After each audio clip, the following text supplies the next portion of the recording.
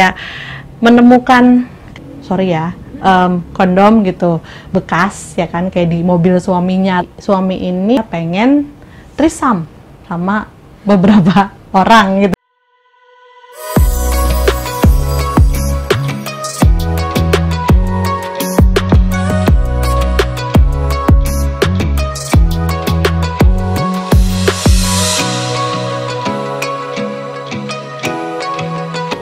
Halo sahabat-sahabat semesta, Sasum, Solven, back with Ananda dan Kak Belinda. Hai. Hari ini pertama kali aku akan bawa sebuah konten tema baru ya, yaitu tentang University Soul Fam to Soul Fam.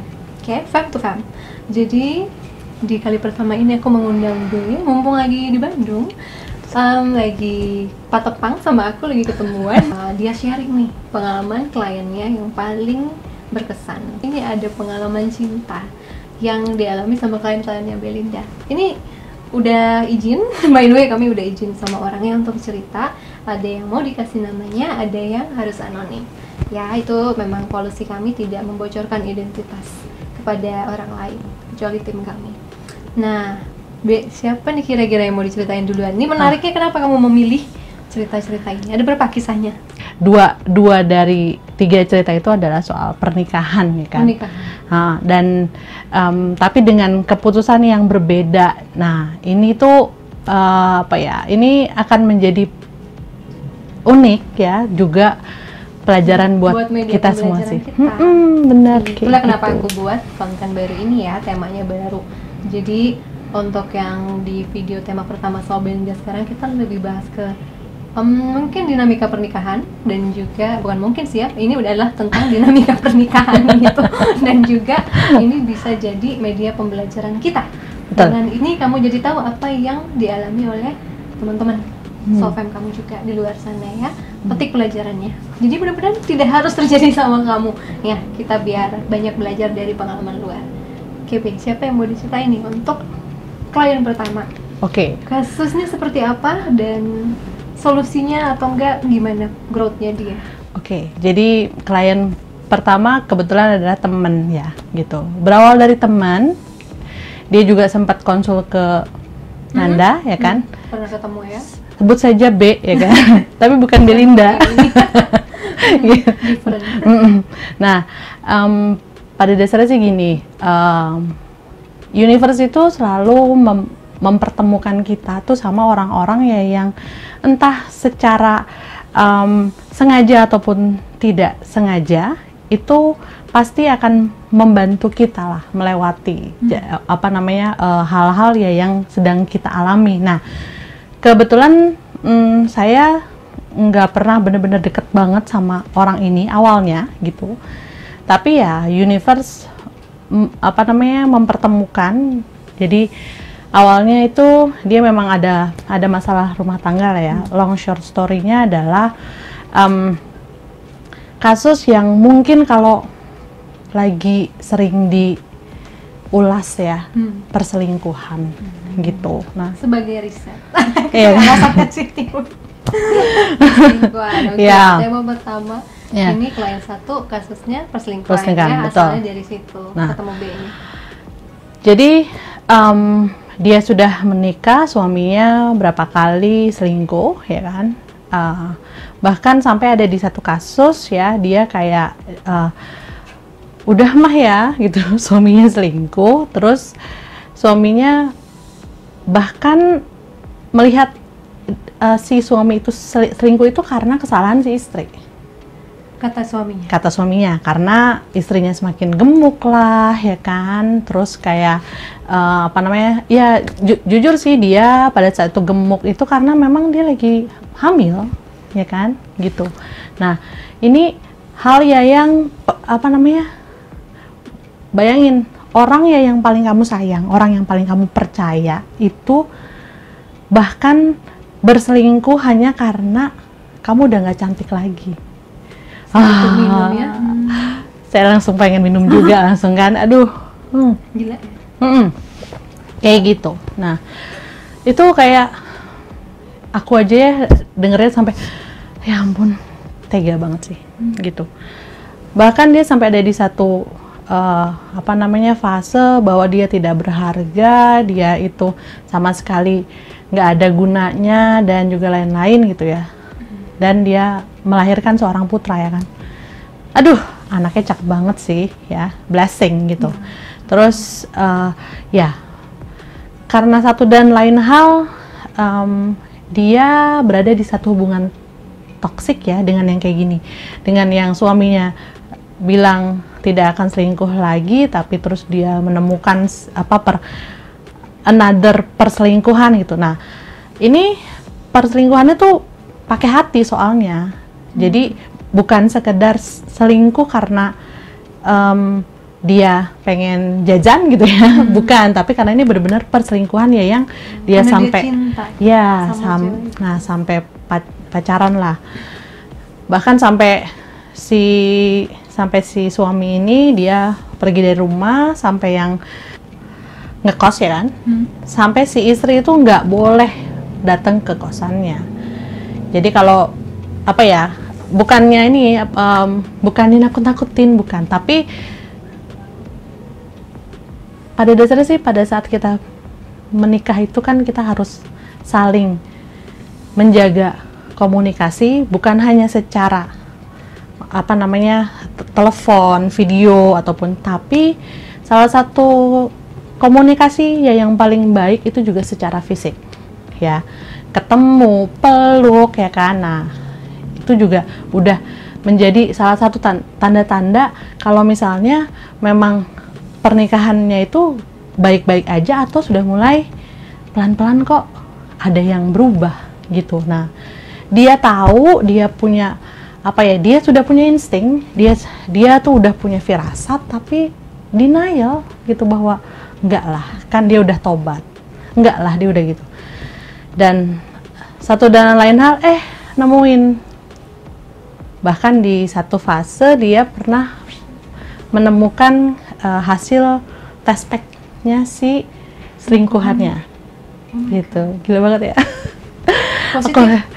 Positif pula gitu. Nah, disitulah dia memutuskan ya, dia kan sempat coba healing apa segala macem ya, mungkin karena temen juga ya, jadi dia lebih mendengarkan gitu, dan akhirnya dia ikutin tips-tipsnya pelan-pelan. Dia juga namanya luka itu pasti punya akar kan. Nah, jadi kalau diruntuh-runtuh ternyata akar dia itu berawal dari ibunya. Mamanya itu adalah istri kedua dari papanya. Oh, I see. Gitu. Cerai papanya atau? Papanya enggak, masih sama si, ya gitu. Nah, which is ternyata luka itu tuh terus ada di dalam diri dia tuh. Ya kan? Luka bahwa dia tidak pernah melihat papanya ada terus, dia harus berbagi dan juga lain-lain. Sebenarnya dia nggak mau kan, di dalam hati dia tuh dia nggak mau. Jadi begitu suaminya melakukan itu, dia langsung merasa kalau misalnya ya udahlah nggak apa-apa. Awalnya gitu ya kan. Karena udah terbiasa ya sama perasaan berbagi gitu. Terus tapi perlahan-lahan kan di coaching, terus juga dia juga mulai lebih banyak menyeimbangkan dia punya mind, body and soul gitu ya. Dia tuh yoga, bahkan yoganya sekarang udah spektakuler, kayaknya dia udah bisa jadi guru yoga sih gitu kan. Dan dia serius belajarnya kemana-mana. Betul ya kan, sampai ke Surabaya lah, sampai ke Bali, sampai kemana-mana gitu. Nah, which is disitulah dia mulai develop, dia punya self love gitu. Self love itu bukan selfish ya, self love itu tidak egois sama sekali tidak, tapi self love itu mengajarkan kita untuk menghargai kita kita sendiri. Udah. Nah, akhirnya perlahan-lahan akhirnya dia memutuskan bahwa, terus juga dia melihat tidak ada pergerakan dari si suami juga, kayak malah makin egois, malahan makin menjadi-jadi, dan juga dia, apalagi dia melihat tes pack itu kan, akhirnya dia memutuskan oke, kalau gitu kita pisah aja gitu. Dan akhirnya ya, berapa tahun tuh berarti nikahnya? Kayaknya sekitar 4 tahunan deh kayaknya. Pacarannya kamu tahu 3 berapa? Kayaknya cuma sebentar gitu. Jadi kalau kita runut lagi nih ya, lukanya itu dari mana aja? Salah satunya adalah dia pernah pacaran cukup lama, tapi juga nggak kemana-mana. Akhirnya ketemu sama orang ini, mungkin juga terlalu terburu-buru kali ya pada saat itu, karena kan banyak ya yang kayak gitu. Menikahnya itu karena ya udah maksudnya saya kan memang mau nikah segala macam. Nah itu dia, no one prepare us, tidak ada satupun orang ya yang memprepare kita bahwa menikah itu tidak semudah itu loh, gitu. Tapi bukan berarti kalau misalnya menikah juga nggak akan bahagia, enggak sih. Semua akan bahagia kalau misalnya kita sudah mempelajari kebahagiaan kita dulu sendiri gitu. Aku selalu bilang nih kalau sama teman-teman yang di coaching gitu, sama klien-klien gitu ya. Kalau misalnya energi itu kan attract each other, ya nggak sih? Kalau misalnya orang kesepian ketemu sama orang kesepian, bukannya saling mengisi saat bersatu, enggak, tapi itu kayak double loneliness. Ya nggak sih? Double masalah. Iya kan? Karena si satu mengharapkan dari yang satu lagi mengharapkan dari pasangannya, terus aja gitu. Tapi kalau orang bahagia ketemu sama orang bahagia lainnya, double happiness. Gitu. Itu yang kita cari. Self love. Kenapa kita bawel sebagai cinta self love? Cuma kamu sama orang bahagia, kamu gak bahagia nggak akan pernah. Betul. Itu bisa dibantu dia itu harus dari dalam, soalnya karena sebelum tahu cara berbahagia di dalam ya, kita nggak akan pernah bisa terpuaskan sama sesuatu dari luar sih. Betul. Dan banyak orang sekarang di zaman sekarang mengira pernikahan adalah solusi dari semua masalah. Salah guys.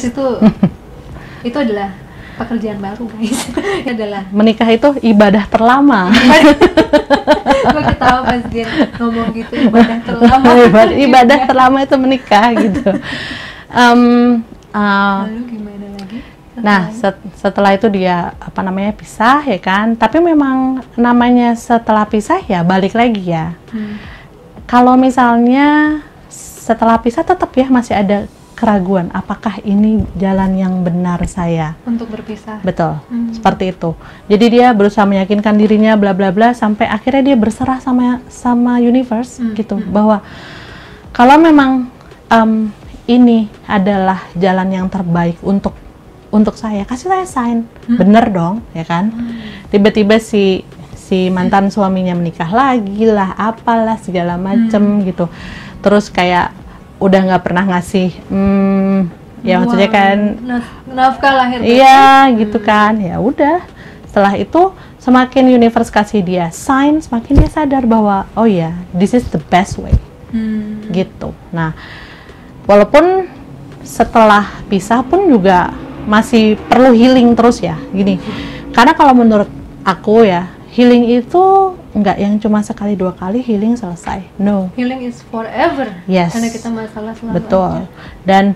Dan ya yang penting kita aware sih bahwa oh iya saya sakit hati, saya tahu, saya sedih, saya tuh, tapi ya udah, saya harus move on.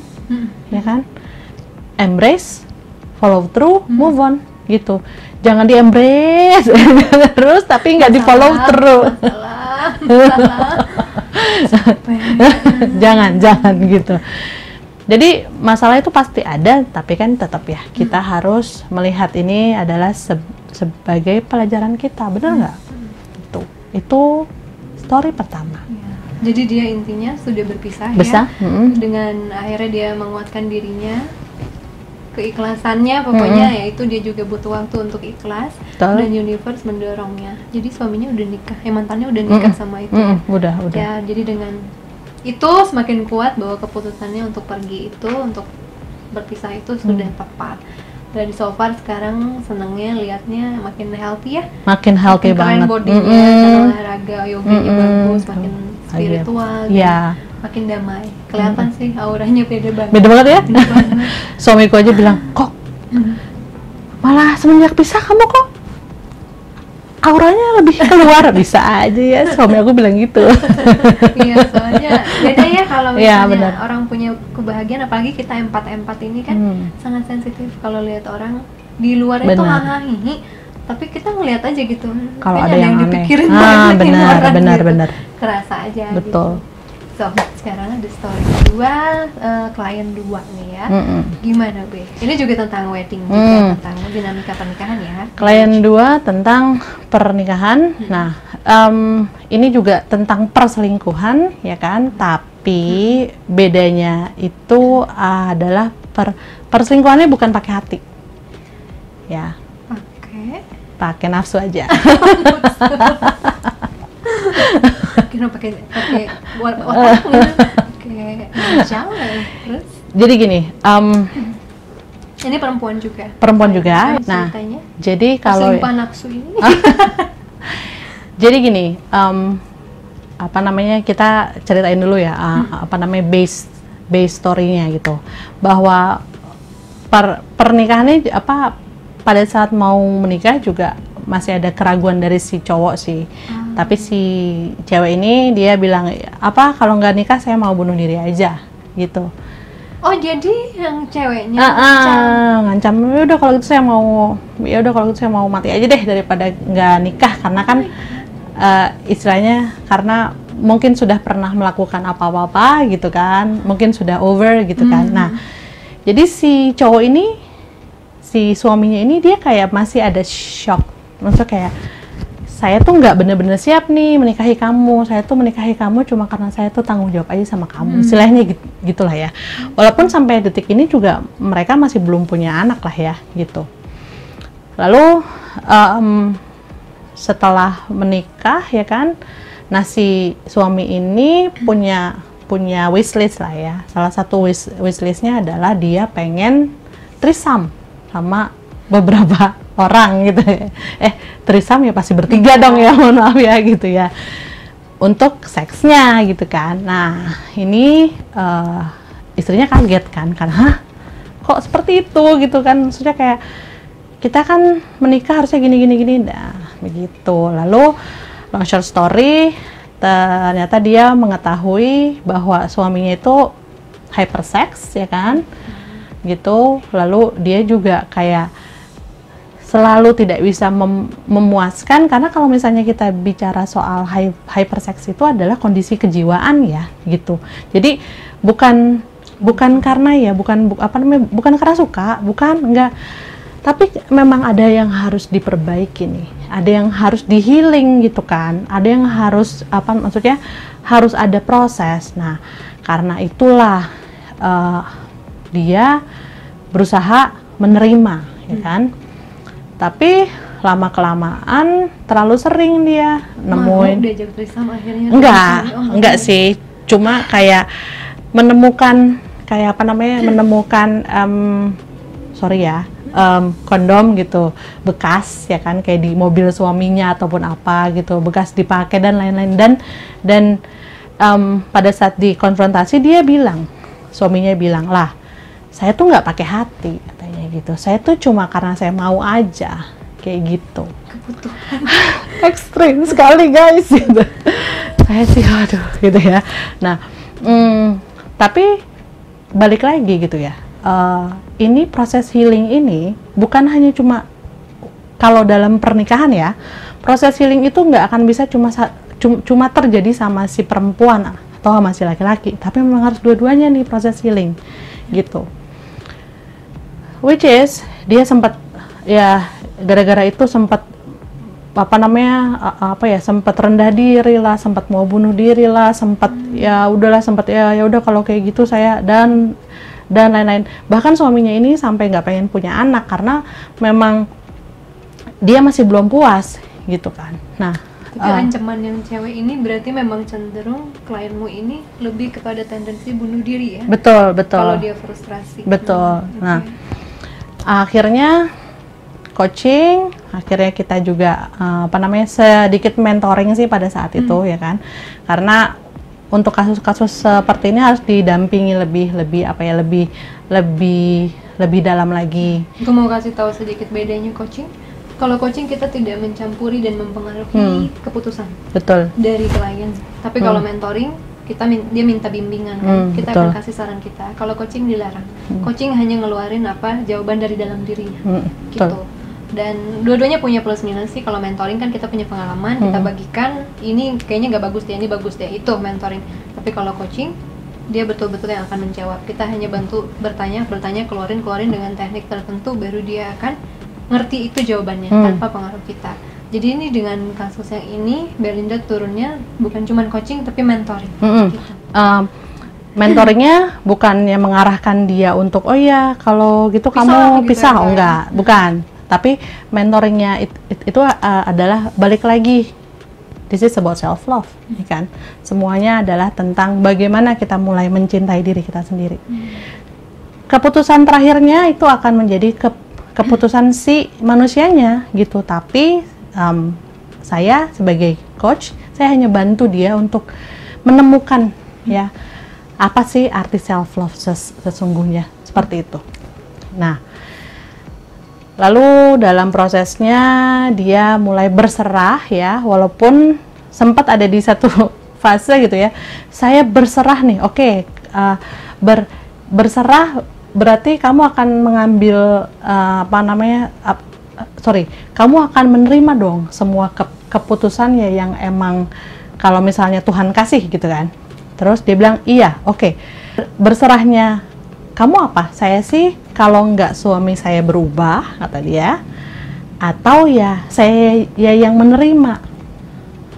Dia cuma ya, melihat dua dua pilihan. Sementara kalau when it comes to surrender ya masih banyak pilihan lain ya kan. Kita nggak akan pernah tahu jawabannya apa. Betul. Gitu. Kemungkinannya A sampai Z kuadrat. Benar, gitu.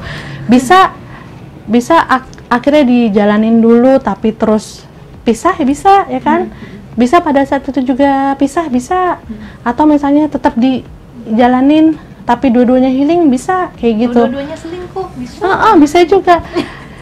Jadi variabelnya terlalu banyak kalau kita bicara soal berserah sih, gitu. Nah, jadi di satu momen inilah akhirnya dia bilang, oh iya ya, jadi saya belum benar-benar surrender ya, belum, karena kamu masih pengen milih mau yang mana, gitu.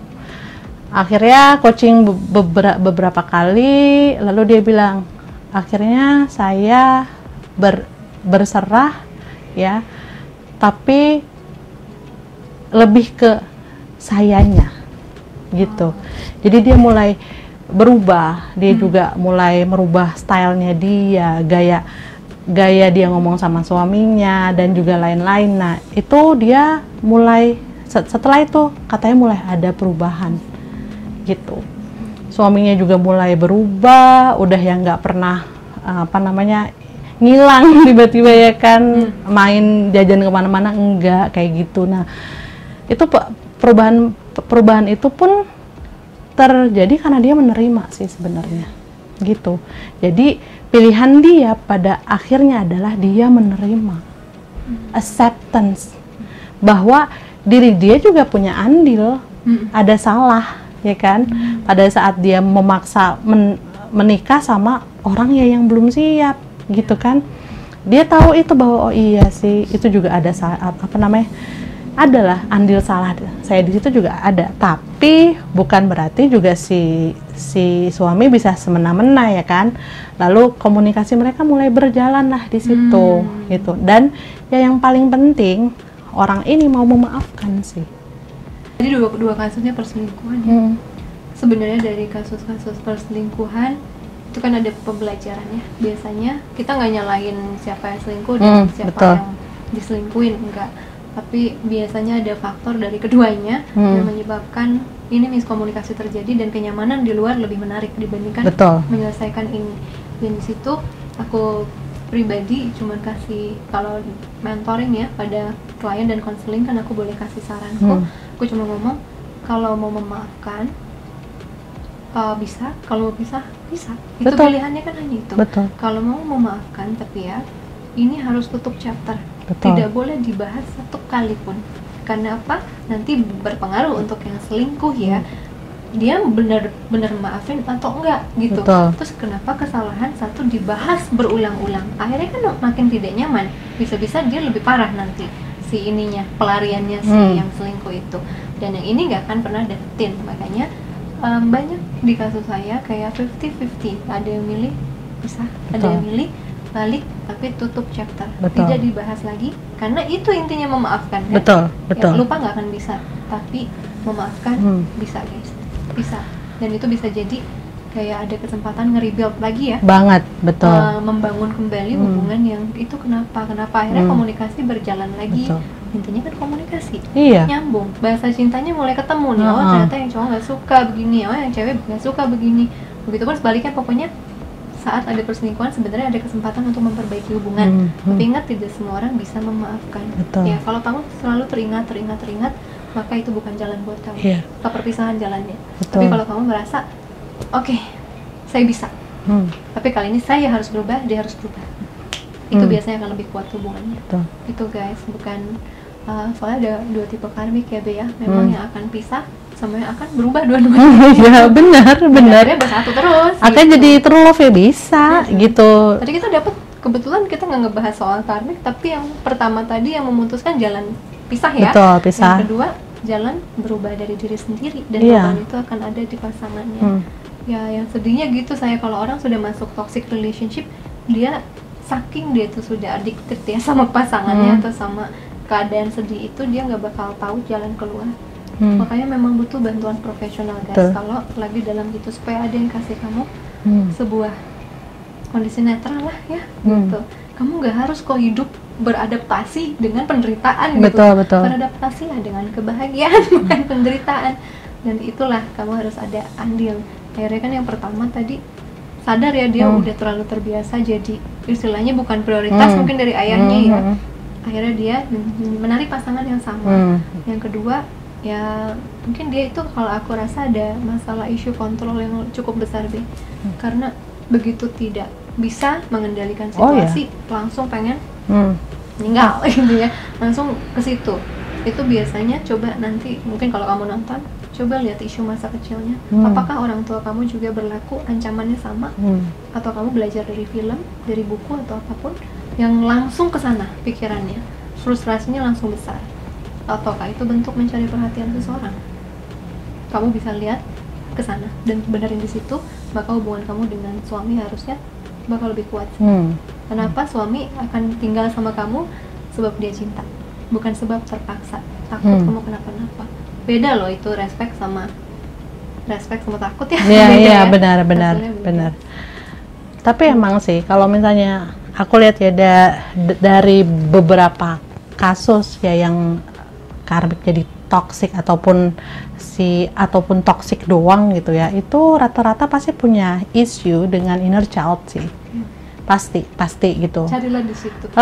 Karena para coach pasti itu ada akarnya, nggak akan mungkin nggak ada. Nah, jadi memang kasus yang ini ya akhirnya terbukalah ya akarnya dia, ketakutannya dia dan juga lain-lain. Dan pada saat ini sih masih proses, cuma jadi dia sudah update ya kan, bahwa dia sekarang jauh lebih bahagia. Dia juga bisa menerima suaminya juga pelan-pelan juga mau berubah ya, walaupun bukan dengan kata-kata saya berubah jadi Satria Baja Hitam, enggak ya, tapi bukannya lebih enak lewat tindakan. Jadi malahan justru tindakannya lah ya yang kayak sama si istri juga mulai bahasa komunikasi tubuhnya kayak mau deket, mau dipeluk, mau segala macam. Itu kan sudah juga salah satu perubahan ya gitu, karena man from Mars and woman from Venus kan bahasanya berbeda. Kalau perempuan butuh sentuhan dan omongan harus dua. Bukti ya. Kalau laki-laki kan biasanya enggak, ya udahlah omongan sih nanti aja, pokoknya saya buktiin dulu kan kayak gitu. Nah itulah menarik juga ya. Akhirnya teman-teman tahu tuh gimana rasanya ya kalau misalnya obsesi kamu jadi karmik. Itu loh, kadang-kala apa yang kita mau saat itu tuh ya gitu ya, nggak mau lepas Tapi gimana kalau ujungnya kalian harus mengalami itu pelajaran sekeras itu gitu ya. Kadangkala ya kalau kamu ketemu soulmate, twin flame, itu kadangkala lebih banyak pelajaran di tes banget harus ya, sebab itu aku juga ngerasa soulmate yang terakhir itu tuh kayak yang ngajarin lebih kepada let it go, let it go gitu. Tuhan, gue punya soulmate berantakan semua gitu ya dari dulu ya, apakah nggak ada yang bisa jadi temen gue gitu. Itu kalian harus tahu itu waktunya let go. Kasian ke dia, kasian ke kalian terutama. Betul. Karena beban tidak bisa mengendalikan reaksi dia, dan juga beban ingin dia bersikap apa ke kita, itu bukan lagi kontrol kita, itu keputusan dia sepenuhnya. Yang pasti apa yang bisa kamu kontrol, respon kamu dan kebahagiaan kamu lah. Jangan digantungkan sama dia. Betul. Ya, itu pelajaran pentingnya dari spiritual connection seperti ya kami soulmate, twin flame, ujung-ujung apa pun self love. Betul. Itu. Karena apa ya? Aku sering bilang kok kalau sama sama ya yang coaching ya, hampir kali kalau yang pada suka coaching sama aku pasti tahu deh kata-kataku tuh, you cannot control other reaction, but you can control your own reaction. Kamu nggak bisa mengontrol reaksi orang, mau karena kamu seneng terus tuh dia juga jadi seneng, enggak, kamu nggak akan bisa. Tapi kamu bisa mengontrol reaksi kamu, gitu. Jadi jangan pernah takut untuk kecewa, karena manusia itu being a human pasti tetap bisa mengecewakan gitu. Kalau kamu pengen jatuh cinta, kamu harus berani untuk kecewa. Berani dengan resiko putus. Betul. Atau resiko cerai, resiko tinggal meninggal mati ya. Who knows gitu kan, itu kayak gini. Betul. Kalau tadi kalian Belinda itu adalah lebih ke karmic dan lessons ya. Tapi mudah-mudahan yang terakhir aku doakan bisa menjadi soulmate yang bahagia ya. Amin. Kadang harus bayar dulu. Ya, kita tuh bertemu orang tuh kadang harus bayar dulu sehingga gitu ya, habis perasaan ini sampai akhirnya bisa bahagia. Benar. Oke, jadi kayaknya storytellingnya cukup yang dua itu dulu ya kan, dua kasus. Ya. Nanti selebihnya kita akan ketemu lagi. Aku doakan dia bisa ke kotaku atau aku ke kotanya. Tapi gue nggak ke kota lu udah 4 tahun.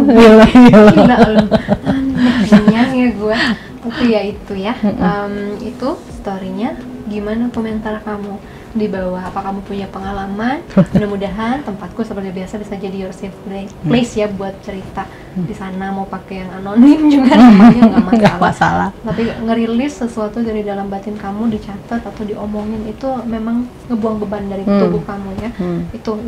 Itu mudah-mudahan bisa ngebantu kamu kalau kamu sharing, atau kamu mau ada saran kepada klien 1 dan klien 2, Soulfam 1 dan 2, tolong ngobrol di bawah, kasih komentarnya. Dan thank you juga untuk Kak Belinda yang sudah datang ke sini untuk bisa masuk ke rubrik majalah ya, ke konten tema University Soulfam to Soulfam. Oke, kita ketemu lagi di video lainnya. Thank you so much ya guys for watching. Follow Kak Belinda di Instagram, Belinda Purnomo. Paksa dia buat YouTube ya. Gak mau. Ya, dari dua maskulin ini dan adik saya itu susah sekali disuruh buat channel. Langsung gak mau. Thank you ya udah datang ya. Thank you so much guys for watching. Thank you. Jangan lupa comment, subscribe. Oke, bantuin aku. Subscribe. Ya. Comment, like. See you again soon. Thank you so much, love them.